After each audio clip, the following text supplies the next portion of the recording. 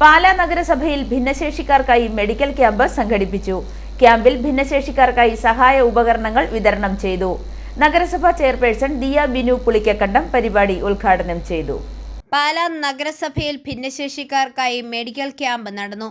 Vice chairperson മായ രാഹുൽ അധ്യക്ഷത വഹിച്ച യോഗത്തിൽ ചെയർപേഴ്സൺ ദിയ ബിനു പുളിക്കക്കണ്ടം പരിപാടി ഉദ്ഘാടനം ചെയ്തു. അവർക്ക് ഒരിക്കലും ആനുകൂല്യങ്ങൾ എത്തിച്ചേരുന്നില്ല. ഒരു ഭിന്നശേഷിയില്ലാത്ത ഒരാളുടെ ജീവിതവും ഭിന്നശേഷിയുള്ള ഒരാളുടെ ജീവിതവും തമ്മിൽ വളരെ വ്യത്യാസങ്ങളുണ്ട്. ഒരു സ്റ്റെപ്പ് കയറുന്നത് നമുക്കൊരു വീൽ ചെയർ ആക്സസിബിലിറ്റി ഉള്ള സ്ഥലങ്ങളായിരിക്കില്ല, അല്ലെങ്കിൽ നിരപ്പായിട്ടുള്ള സ്ഥലങ്ങളായിരിക്കില്ല. ജീവിതം കുറേ കൂടി ഡിഫിക്കൽട്ട് അവർക്കാണെങ്കിൽ നമ്മൾ അവരുടെ ജീവിതം കുറച്ച് ഈസിയർ ആക്കാൻ നമ്മൾ ശ്രമിക്കുന്നില്ല, അല്ലെങ്കിൽ നമ്മളവരെ വിട്ടുകളയുന്നു. അത് പർപ്പസ്ഫുള്ളി ആയിരിക്കും നമ്മൾ വിട്ടുകളയുന്നു.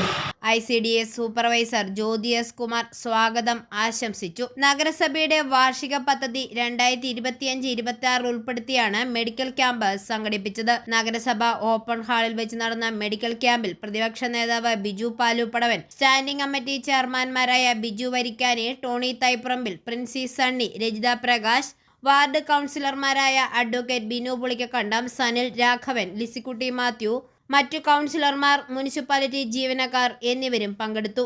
ഐഫോറിയ ന്യൂസ്, പാലാ.